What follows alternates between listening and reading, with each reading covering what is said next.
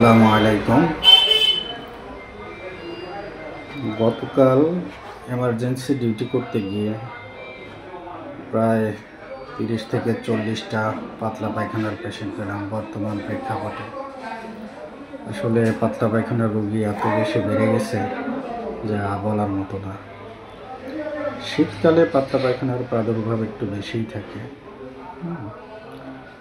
এই জন্য আসলে পাতলা পায়খানার রোগীগুলো অনেক বেশি বেড়ে গেছে। আসলে কোন কোন রোগীকে আমাদের হসপিটালে ভর্তি করতে হবে এবং কাদেরকে চিকিৎসা দিয়ে ছেড়ে দিতে হবে এটাই জানা জরুরি। পাতলা পায়খানা কি?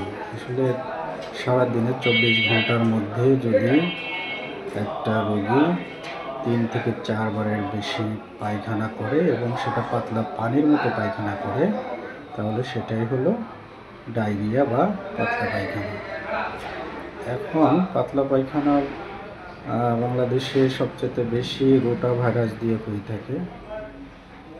রোটা ভাইরাল ডায়রিয়াটা বেশি, এবং পাতলা পায়খানার জন্য দেখতে হবে যে ডিহাইড্রেশনটা কেমন হচ্ছে। শিশুর ডিহাইড্রেশন যদি বেশি হয়ে থাকে বা তার ডিহাইড্রেশন বেশি হয়ে থাকে, তাহলে তাকে হসপিটালে ভর্তির প্রয়োজন হতে পারে। ডিহাইড্রেশনগুলো আমরা দেখব সাধারণত, যেমন no sign of dehydration, some dehydration এবং সিভিয়ার ডিহাইড্রেশন। এই 3 ধাপে আমরা পাতলা পায়খানার রোগীকে ভাগ করে নেব। সাম ডিহাইড্রেশন এবং সিভিয়ার ডিহাইড্রেশন রোগীকে ভর্তির প্রয়োজন হতে পারে, কিন্তু নো সাইন অফ ডিহাইড্রেশনের রোগীদেরকে অবশ্যই চিকিৎসা দিয়ে আমরা বাড়িতে পাঠাতে পারি। কিন্তু দেখা যায় অনেক বাচ্চা বা অনেক গার্জিয়ানরা নো সাইন অফ ডিহাইড্রেশনেও হসপিটালে ভর্তি হতে চাচ্ছে, কেননা বহুবার পাতলা পায়খানা হওয়ার জন্য সে শঙ্কিত হয়ে পড়ে যে আসলে বাঁচব কি না। এই জন্য নো সাইন অফ ডিহাইড্রেশনে ভর্তি না হয় ভালো। আর পাতলা পায়খানার একমাত্র ওষুধ হলো খাবার স্যালাইন। হ্যালো বন্ধুরা, আমার এই ভিডিও যদি আপনাদের ভালো লেগে থাকে অবশ্যই আপনারা লাইক, কমেন্ট এবং শেয়ার দিবেন, তাহলে সাবস্ক্রাইব করবেন, ঠিক আছে?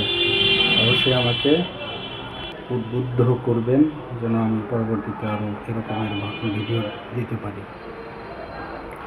নো সাইন অফ ডিহাইড্রেশনের ক্ষেত্রে কোনো দরকার নেই, শুধু খাবার স্যালাইন এবং জিঙ্ক ট্যাবলেট দিতে হবে। আর সাম ডিহাইড্রেশনের ক্ষেত্রে সকল ক্ষেত্রে খাবার স্যালাইন এবং জিঙ্ক দিতে হবে, সাথে ফ্লুইডের প্রয়োজন হতে পারে। যদি ইনফেকশনের প্রয়োজন হয় সেক্ষেত্রে অবশ্যই তার ডিহাইড্রেশন পরিমাপ করতে হবে। আর 6 মাসের নিচে যে সকল বাচ্চার পাতলা পায়খানা হয়, 6 মাসের নিচে সাধারণত বুকের দুধ বা বাড়তি খাওয়ানোর জন্যই পাতলা পায়খানা বেশি হয়। বুকের দুধ খাওয়ালে সাধারণত পাতলা পায়খানা হয় না। বুকের দুধ খাওয়ানোর পরে বাচ্চাকে অবশ্যই বার্পিং করাতে হয়, সেটা অনেক বাচ্চার মারা জানে না, সেটা একজন ডাক্তারের কাছে গিয়ে অবশ্যই জেনে নেবেন। বুকের দুধ খাওয়ানোর পরে পাতলা পায়খানার প্রবণতাটা অবশ্যই কমে যায়। আর যে সকল 6 মাসের নিচে যদি পাতলা পায়খানা হয় বার্পিং করাইলে ভালো হয়, তা না হলে এমনি বুকের দুধ বেশি খাওয়াবেন, খাবার স্যালাইনও অল্প পরিমাণে খাওয়াইতে হবে। পাতলা পায়খানার জন্য যে ডায়রিয়ার আমরা স্যালাইন দিয়ে থাকি, সেই স্যালাইনটা শুধুমাত্র বাংলাদেশেরই একজন বিখ্যাত ডাক্তার এবং বিজ্ঞানী ডক্টর রফিকুল ইসলাম, উনি এটা আবিষ্কার করেন। আবিষ্কার করার জন্য এটা ল্যান্ডসেট ব্রিটিশ জার্নালে এটা রিপোর্ট পরিমাণ আবিষ্কারক হিসেবে তাকে ভূষিত করা হয়, একটা সম্মাননা দেওয়া হয় যা সারা বিশ্বের মধ্যে অদ্বিতীয়।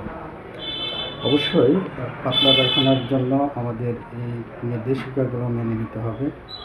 বাড়িতে কীভাবে আপনারা খাবার স্যালাইন তৈরি করবেন সেটা আমি বলে দিই। বাড়িতে খাবার বাড়িতে খাবার স্যালাইন তৈরির নিয়ম হলো একটা পরিষ্কার পাত্রে কুসুম গরম পানি ঠান্ডা করে সেখানে আধা চা চামচ লবণ মিশিয়ে ভালো করে নাড়তে হবে, মিশিয়ে নিতে হবে। তারপরে 6-4 চামচ চিনি দিতে হবে। এইভাবে ভালো করে নেড়ে 6 ঘন্টা পর্যন্ত খাওয়ানো যাবে। 1 লিটার পানিতে এটা মিশ্রণ করতে হবে। আর এটাও যদি না বোঝেন তাহলে আরেকটা উপায় আছে। 1 লিটার পানিতে 1 চিমটি লবণ এবং 1 মুষ্টি গুড় মিশিয়ে খাবার স্যালাইন তৈরি করা যেতে পারে। এইভাবে আপনারা বাড়িতেই পাতলা পায়খানা রোগীর চিকিৎসা করাতে পারেন। আসসালামু আলাইকুম।